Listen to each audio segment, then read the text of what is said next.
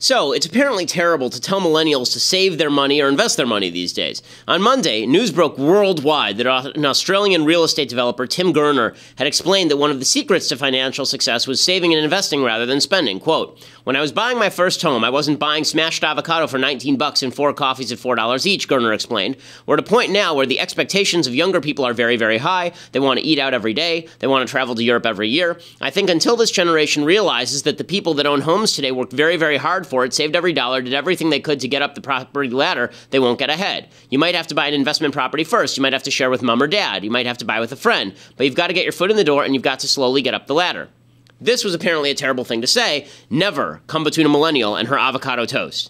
But obviously, Gurner was talking about the choice by some young people to spend repeatedly on lifestyle rather than saving. He didn't restrict his comments to the rather silly example of avocado toast. He talked about European vacations too, which are a little bit more expensive. Naturally, to avoid the implications of Gurner's correct statement, the New York Times fact-checked him. They wrote, quote, "The truth is, even if millennials assumed the eating out habits of baby boomers, it would take around 113 years before they could afford a down payment on a home, assuming a 20% down payment on the median price for a home in the U.S., $315,000 in March 2017, and a 1% yearly yield rate. The average price of a single avocado in March was $125, according to the Haas Avocado Board. One Twitter user, Nora Biet Timmons, calculated that a serving of avocado toast cost her about $165, or 896,000th, the average price of a home in Brooklyn. But does the New York Times have any decent advice for millennials other than snarking about avocados? Of course not. Here is the fact. Everybody is spending more now, but millennials cannot afford to do so because they are younger and poorer. While the New York Times acknowledges that all generations of Americans are eating out more, for example, it fails to evaluate whether younger people can afford to do so in the way older people can. When we were younger, my wife and I didn't eat out nearly as much as we do now. We also had a lot less money. Overall, young people are racking up debt much faster these days. Here's ABC News from several years ago. Quote, "The percentage of students holding at least one credit card in 2001 rose 24% since 1998, according to the latest figures from student loan provider Nellie Mae. The median debt level among card-carrying undergrads rose to $1,770 in 2001 from $1,236 in 2000, an indicator that more students are using their cards regularly and may not be paying off the balances each month. Here's CNBC from 2015. More than half of millennials, people aged 18 to 34, reported a credit score below 670. Millennials are even turning to payday loans and pawn shops to put cash in the bank. Millennials aren't getting married or buying homes thanks to costs, and they're not putting money in the stock market, but they are spending money on travel. Some millennial money trouble comes from the global financial downturn, of course, but to neglect personal decision-making in terms of investing is a mistake. Why wouldn't investors tell kids to save up? Because it might hurt their feelings and suggest that they have agency in their own lives. When I told a group of students in a downtrodden public school, Otay Ranch High School, that in a free country like America, permanent poverty is a function of making poor financial decisions, the high school principal actually dismissed the students, telling me that too many of their parents were impoverished and thus might feel insulted. The problem here isn't loose talk about avocado toast. It's that people don't want to hear the truth. Their lives are in their hands, and if they don't like their financial situations, perhaps they should start by examining their own decisions. I'm Ben Shapiro. This is The Ben Shapiro Show.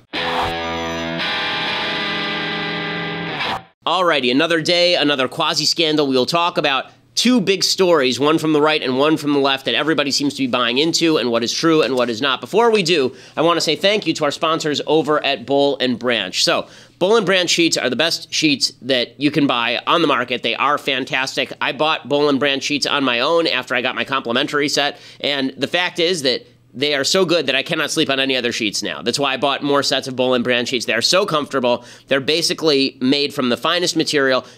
I don't know anything about thread count. I don't know anything about what makes a sheet great other than what feels good to me. And I can tell you that Boll and Branch sheets feel the best of any sheets I've ever used. You use promo code Ben at bollandbranch.com. You get $50 off your first set of sheets plus free shipping. You are going to sleep better on Boll and Branch sheets. I know because I do, and I am not a good sleeper. Again, it's BOLL and branch.com, promo code Ben. They're ethically made also, so that means that they're made with, they're not made in some sweatshop somewhere.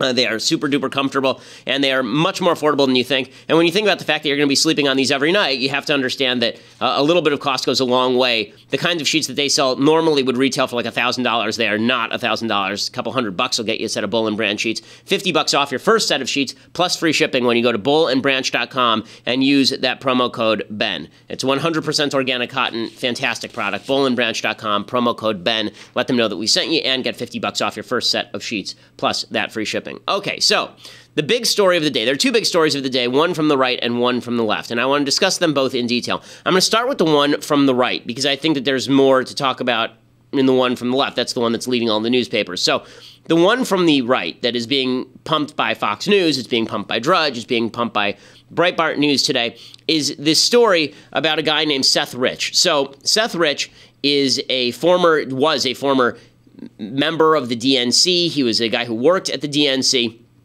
and he was shot back during the middle of the election cycle. He was killed on the street, and there was a lot of suspicion about that because, while the police had been investigating it as an armed robbery gone wrong, nothing was stolen. He had like a $2,000 necklace on him, his wallet was left on him, and so there were a lot of accusations that this was actually an assassination. So last night, Fox DC5 reports that a private investigator named Rod Wheeler had revealed that his investigation into the murder of DNC staffer Rich, quote, shows there was some degree of email exchange between Seth Rich and WikiLeaks. I do believe the answers to who murdered Seth Rich sits on his computer on a shelf at the D.C. police or FBI headquarters. So the accusation here is that the WikiLeaks group was actually getting the DNC emails not from the Russians, but from an insider at the DNC, that the DNC was basically, they had a mole, and the mole was very upset about Bernie Sanders losing, and so he was sending all sorts of information, thousands upon thousands of emails to WikiLeaks, and then he was shot over it, presumably by somebody associated with the DNC or the Hillary Clinton campaign, is what the right would have you believe, or at least the conspiratorial right would have you believe. It would also debunk a lot of the stories about how Russia was the one hacking the DNC. It would turn out that it was an inside job from somebody who was presumably just a Bernie Sanders supporter. It would be more of an Edward Snowden situation, not necessarily a spy situation, which would change a lot of the Trump-Russia talk. Fox News has now reported that an anonymous federal investigator said 44,053 emails and 17,761 attachments between DNC committee leaders spanning January of 2015 through late May 2016 were transferred from Rich to the director of WikiLeaks, Gavin McFadden, who's also recently deceased. They say that an anonymous federal investigator had said this. So we have an anonymous source saying something. Well, the family has denied these reports and slammed Wheeler for violating confidentiality. Basically, they released a statement that says that there is no evidence and no emails suggesting WikiLeaks links. Their statement says, as we've seen through the past year of unsubstantiated claims, we've seen no facts, we've seen no evidence, we've been approached with no emails, and only learned about this when contacted by the press. Even if tomorrow an email was found, it is not high enough bar of evidence to prove any interactions, as emails can be altered, and we've seen that those interested in pushing conspiracies will stop at nothing to do so. We are a family who's committed to facts, not fake evidence that surfaces every few months to fill the void and distract law enforcement and the general public from finding Seth's murderers. The services of the private investigator who spoke to press was offered to the Rich family and paid for by a third party, and contractually was barred from speaking to press or anyone outside of law enforcement or the family unless explicitly authorized by the family. So here is the bottom line on this particular story. We just don't know enough at this point. We don't know. The family obviously is saying they don't believe this. The FBI has not released a statement on any of this. The D.C. police denies all of this. With all of that said, people are jumping onto the anonymous sourcing here, and they are jumping onto this PI, this private investigator, who has a bit of a sketchy history. They're jumping on this to basically suggest that this is the big scandal of the day, is that Seth Rich was murdered because he was sending DNC emails to WikiLeaks. So here's the bottom line. Not enough evidence to say one way or another. Not enough evidence to say one way or another. We still don't know who did the murder. We know that the family objects to this. We know that the PI is shaky, and the FBI has not released a statement. When more information comes out, then we can make a judgment. Unfortunately, people aren't waiting to make a judgment. They're just jumping on it. And this shows, I think, that confirmation bias has absolutely seeped into every aspect of news coverage. Right now, people are seeing a story. They're deciding whether they like the story or not, and then they're believing it based on whether they like it or not. They're seeing a story that's filled with anonymous sources, like this anonymous FBI guy, and they're deciding whether they like the anonymous source based on what the anonymous source is saying. They're looking at a story like this, and they're saying, well, sure, the family says that this was leaked in violation of confidentiality, but leaks are okay because we think it's an important story. So now flip the script, and we're going to talk about the story from the left. Okay, so the Washington Post reports last night that President Trump, during that meeting with the Russians that we talked about last week, and the day after he fires FBI Director James Comey, the Washington Post reports that he has this meeting with Sergei Kislyak, who's the ambassador from Russia, and who is a spy master by pretty much every available piece of information, as well as the foreign minister, Sergei Lavrov. He has this meeting behind closed doors. There are no American press people at this meeting. It's just the Russians who are there and Russian press coverage, apparently.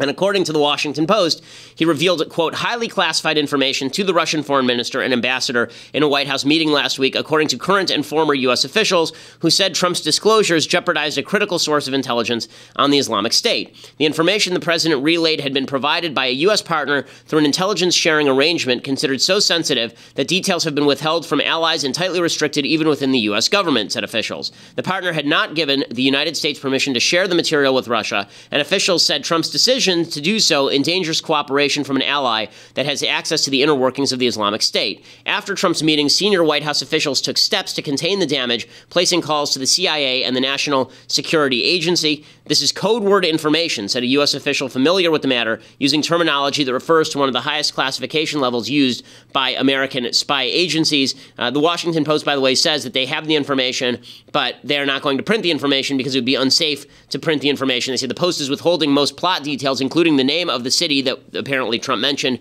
at the urging of officials who warned that revealing them would jeopardize important intelligence capabilities. So the story is basically that there are a couple of anonymous sources inside the Trump White House who leaked that Trump had revealed highly classified information to the Russians. So a couple things out of the way, first and foremost. One, even if Trump did that, it's not criminal, okay? The president gets to decide what's classified and what's not classified. Article 2 of the Constitution says nothing about classification standards not being impacted by the president. The president can decide to declassify things as fast as the president wants, so Trump didn't do anything criminal. That said, if the Democrats decide or if the Republicans decide, Congress can impeach for stuff that's not criminal. So this is still not great stuff. I mean, just because the president did something legal doesn't mean it's something good. Point number two, yes, Democrats are hypocrites when it comes to leaks. The Democrats leaked all the time. They leaked classified information to our enemies on a routine basis. In 2011, for example, this did not get a lot of attention, even though it was a big story. In 2011, Joe Biden, then the vice president, revealed that it was SEAL Team 6 that had killed Osama bin Laden, and there were members of SEAL Team 6 families who felt that he had put a target on their back by revealing this information publicly. Let me briefly acknowledge tonight's distinguished honorees. Admiral Jim Stavridis is the real deal. He could tell you more about and understands the incredible, the phenomenal, the just almost unbelievable capacity of his Navy SEALs and what they did last Sunday. Okay, so and there he was, spilling classified information, and it ended up actually being quite tragic because SEAL teams were then targeted by al-Qaeda, apparently, but that was not a big scandal on the left or among the media. Obviously, the Obama administration also leaked information from our allies repeatedly, particularly from Israel. They leaked information over and over and over about Israeli plans to strike the Iranian nuclear facilities in an attempt to stop Israel from doing all of that. So those 2 points out of the way. One, it's not criminal. Two, the Obama administration did stuff like this all the time. It is still bad. It's still a really bad thing. If the president of the United States cannot be trusted with classified information, if he's just going out there and saying things to people openly because he's got an ego problem, which is supposedly what happened, you got a problem. So apparently, what happened is that when Trump described measures the U.S. has taken or is contemplating to counter the threat of ISIS, including military operations in Iraq and Syria, as well as other steps to tighten security, Trump cast the countermeasures in wistful terms. He said, can you believe the world we live in today? Isn't it crazy? So he was just supposedly showing off. Now, here is the problem. Okay, so the White House denies the story, but there are a couple of different types of denial. So Dina Powell, who's the Deputy National Security Advisor, she denies the story wholesale. She says, none of this ever happened. None of this ever happened. And then H.R. McMaster, who is the National Security Advisor, who has a high level of trust with conservatives, as well he should, he comes out and he gives a statement, a 60-second statement last night without taking any questions, and here's what he said last night about this Washington Post story. There's nothing that the president takes more seriously than the security of the American people. The story that came out tonight, as reported, is false. The president and the foreign minister reviewed a range of common threats to our two countries, including threats to civil aviation. At no time were intelligence sources or methods discussed. And the president did not disclose any military operations that were not already publicly known. Two other senior officials who were present, including the Secretary of State, remember the meeting the same way and have said so. Their on-the-record accounts should outweigh those of anonymous sources. And I was in the room. It didn't happen. Thanks, everybody. Okay, I was in the room. It didn't happen. Now, the question has become, what does it mean? Because the fact is that what H.R. McMaster is saying here is sort of a denial. Like, I just want to be exact about this. It's sort of a denial, and it's sort of not. Okay, so it's a denial of things that the Washington Post never claimed. So the Washington Post never claimed that Trump had revealed intelligence sources or methods. What the Washington Post claimed is that Trump had said something about a particular city where there was an ISIS operation taking place, and the fact that we knew about it endangered one of our sources. That's basically the Washington Post claim. McMaster is denying something the Washington Post never claimed there. This morning, H.R. McMaster came out and he said something different, which we'll get to in just 1 second. But first, I want to say thank you to our sponsors over at Legacybox. So, if you are worried about preserving your lifetime memories, and you should be, because the fact is, if they're moldering in a cardboard box somewhere in the back of your garage, it's possible that bugs can get in there, rats can get in there, they degrade over time, there can be a flood. Bottom line, you're never going to pull them out anyway because they're on old film reels. That's what Legacybox is for. So you take all those old memories, all the pictures, all of the film reels, all of the tapes, and you send them into Legacybox.com. And Legacybox puts them all on a DVD or a thumb drive so that you can access those memories anytime you want. You load Legacybox. It's an actual box with your old tapes, film, pictures, audio recordings, and you send it back to them. They put barcodes on every piece of information you send to them so you can track it throughout the process. They send them back to you in a couple weeks on DVD or on a thumb drive. They take care of everything. Everything is safe. They provide updates every step of the process. Over a 250,000 families have used Legacybox.com. Right now, if you go to Legacybox.com/Ben, you get 40% discount on your order. Again, go to Legacybox.com/Ben. You get a 40% discount on your order. There's nothing that's more important than preserving those memories. And it will also make it easier if, God forbid, something happens to your house. All you have to do is grab the thumb drive. You don't even have to, you can upload it to your computer. All you have to do is grab something small instead of trying to schlep boxes out in the middle of an earthquake. Legacybox.com/Ben. This is something you're definitely going to want to do. It makes a great Mother's Day or Father's Day gift for sure. 40% discount on your order when you use Legacybox.com/Ben. So, McMaster goes out there. He denies it, sort of. Dina Powell denies it completely. Secretary of State Rex Tillerson echoes McMaster's statement. And then President Trump, who just cannot help himself, he gets up this morning and he goes on Twitter and he tweets, "As president, I wanted to share with Russia at an openly scheduled White House meeting, which I have the absolute right to do, facts pertaining to terrorism and airline flight safety, humanitarian reasons, plus I want Russia to greatly step up their fight against ISIS and terrorism." So he had his entire team go out there and say it never happened, and then he goes out there and he says it happened, but it's okay that I did it. Okay, that's not the same case. That's not the same case. And that's open to debate because we don't know what the information is. So how are we ever supposed to confirm or deny that what he said was okay to say? We have no way of knowing that. If it really was okay, then presumably the White House could do something very easy. They could just release the transcript of the conversation, which they have. McMaster came out this morning and he said, yeah, Trump said something, but none of us found it objectionable. It wasn't really a big deal. McMaster said the president was not even aware of where the information came from. He wasn't briefed on the source and method. So he couldn't have revealed the source and method. Okay, well, but that wasn't the claim. I mean, the claim was not that he was briefed on the source and method or that he revealed the source and method. The claim was that he revealed confidential information, classified information that could actually put somebody in the line of fire. That was essentially what the claim was. And McMaster is now saying, and Trump is now saying, that it's not a big deal what he revealed. Okay, but there are two problems with this. One, that's subjective. So it's possible that our allies could look at that and they could say, well, he may not think it's a problem, but I think it's a problem. I'm never giving Trump classified information again. There was a report from earlier this year that the Israelis had stopped giving Trump classified information because they were afraid that Trump was just going to spill it on the record somewhere. So there's that. There's also the problem with, okay, well, if it really was not that big a deal, why don't you just declassify it? Or why don't you just release the conversation? Again, why is any of this a big deal? Because it goes to character. And President Trump is having a problem of character inside his administration. He's having a problem of character inside his administration, and he's undermining people inside his administration whose credibility he needs to uphold. He needs to uphold McMaster's credibility, and it doesn't look good when McMaster comes out last night, says the story is false, and then the next day comes back and says, well, I really said that most of the story was false, you know, the parts that weren't there, but it's kind of true, but it's not a big deal. This is the same thing that happened last week, if you recall, all the way back to last week. My God, time just has stopped moving. Last week, the President of the United States trotted out half his administration, including Vice President Pence, to say that all of this that was going on with FBI Director Comey had been spurred by the Deputy Attorney General sending a letter. And then 2 days later, he went on national news and he said, no, I was going to do it anyway. It had nothing to do with that. After his entire press team had gone out there and blamed it on Rod Rosenstein. So the big problem here is Trump. The big problem here is Trump. And the reason that this is a problem is because if you don't have credibility with the American people, then you're going to have a hard time pushing legislation. You're going to have a hard time wooing allies. You're going to have a hard time doing the things the president actually needs to do. you're also going to be undercutting your case for how careful you are about classified information. So, I mean, the left is having a field day with this, of course, and you knew they were. It doesn't make them not dishonest. They are dishonest. But the left is having a field day. The point here is that the left is going to be the left. You knew they were going to be the left. Okay, are you going to be the one who decides to step on every rake in a 100-mile radius? It's just foolish. You know, Trump spent half of this campaign talking about how Hillary had not protected classified information. Here's a montage of Trump talking about it over and over and over again. The Secretary of State was extremely careless and negligent in handling our classified secrets. She lied about passing on classified information, right? In my administration, I'm going to enforce all laws concerning the protection of classified information. She said she sent nothing more classified.